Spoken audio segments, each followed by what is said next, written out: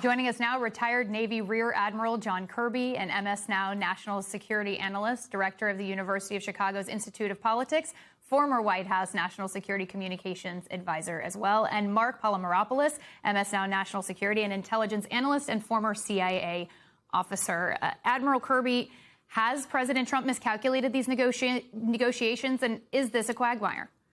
I think he certainly miscalculated just about everything when it comes to this war. There was no due concern, as I'm sure he was briefed, about the power and the ability of the Iranians to close down the strait. I don't think that he fully appreciated how hard it was going to be to, quote unquote, decimate Iran's military capabilities, and they haven't done that yet.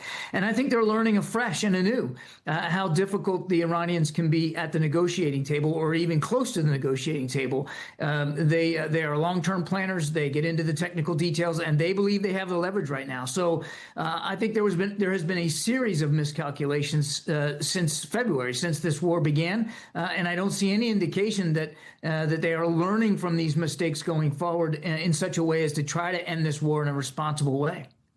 Iran is constantly playing for time and feels like time is on their side. Mark, yesterday in an interview, a phone interview with Axios, Trump said that he was going to tell Israel not to retaliate. I was closely monitoring your X feed. You said that you cannot ever let terrorist entities or supporters get the upper hand or last shot, and violence must be met with overwhelming violence. You also said Trump was dead wrong to tell Netanyahu not to respond. Of course, it's the day after Israel did respond. Now there's a tense calm. But is this all a sign that Trump is losing his grip on this war?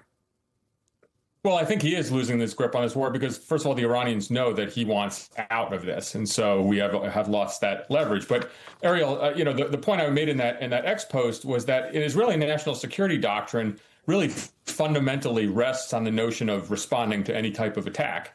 And where we are right now, and where President Trump is I think, putting very unfair demands on Israel, is the idea that if Hezbollah attacks Israel in the north, Israel is not allowed to respond because then Iran will hit Israel, and then what? Israel can't defend itself against that type of threat. The linkage of Lebanon to Iran, which I think President Trump and the government of Pakistan have actually all put together in the same boat. The Iranians want that as well. This is not going to sit well with the Israelis, who do have this right of self-defense. Let me also say that the idea that Israel can't respond when attacked, that is not the case for when anytime the Iranians have threatened U.S. ships in the Gulf. The U.S. has retaliated right away. So I do agree with what you said, agree with Admiral Kirby as well.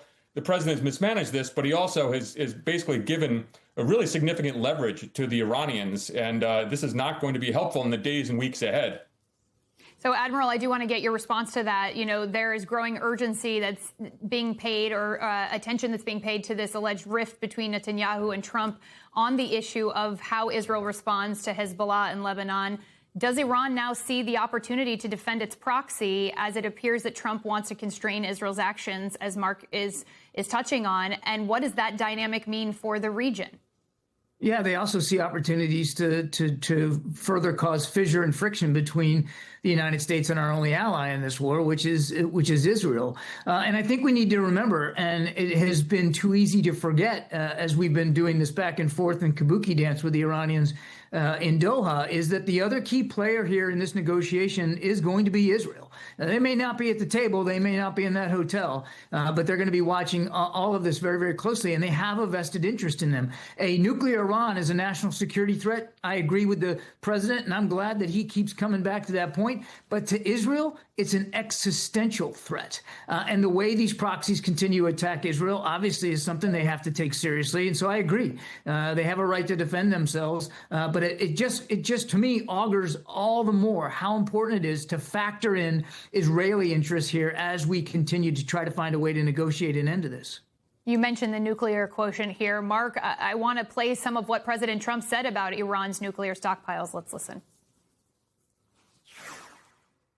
Will you and would you be open to sending in U.S. forces to retrieve the nuclear stockpile? So the official name is highly enriched uranium. And I call it nuclear dust because it seems to be nice and everyone understands it better and it's sort of cute and people picked it up.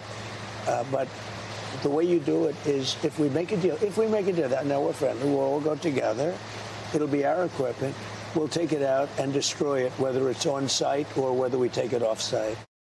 Never did I think I'd hear cute and nuclear material in the same sentence, but alas, here we are on a very serious topic. How big of an undertaking is it to get the roughly 1,000 pounds of highly enriched uranium out of Iran and then destroy it? Well, look, the U.S. military, and Admiral Kirby knows this, certainly has plans. We have specialized units in the special operations world who are trained to do this. I think the reason the hesitancy from Central Command and others is that there's a really significant risk to force if we went through with this. I've heard, kind of behind the scenes, all sorts of figures in that we would lose American men and women in some type of operation if we did it in extremis. If it's done as part of a deal, that's a wholly different matter. But let's just kind of put this in the overall perspective on things. The Iranians during the Biden administration and during the Obama administration have always made this claim that they're not interested in a nuclear weapon. And so the idea that somehow Trump is going to take that at face value as part of whatever agreement is signed, if it is in the next couple days and weeks, that's just kind of repeating what they've said in the past. It's going to take something rather dramatic and one in which President Trump is going to have to make some concessions, particularly on financial remuneration, sanctions relief for the Iranians, to get them to ever give up any of the HEU. And that's something he's then going to be subject to really withering criticism that why did we do this in the first place if we could have had kind of an Obama era JCPOA 2.0 without a war. And so he's stuck in this cycle as well. And one of the main criticisms of this operation in Iran has been the lack of partnerships and lack of seeking the guidance and cooperation of our allies overseas. Admiral, this is slightly a different topic, but on that note, while we have you, the Defense Secretary Pete Hegseth gave a speech at Normandy on the 82nd anniversary of D-Day in which he criticized our European allies for their immigration policies. Let's listen to him. Sadly, today, different European beaches are stormed by different dangerous ideologies. Beaches in Spain, in Italy, in Greece, and Bulgaria, boats and men arrive. When will European capitals do something about that invasion? So considering the fact that, allies weren't necessarily consulted when it comes to the war in Iran, and then you put this into context, what do you make of Hegseth's comments on the D-Day anniversary? Well, number one, Ariel, we are, the United States under this administration is in no position to lecture our allies about anything right now, given the way we are turning away and turning our back on our alliances and partnerships, which has for decades really been the foundation of American national security overseas. But number two, it's just disgraceful to be there on the anniversary of the D-Day landings with veterans of that amazing operation there and their families, and to turn that into a political discussion about immigration, totally inappropriate.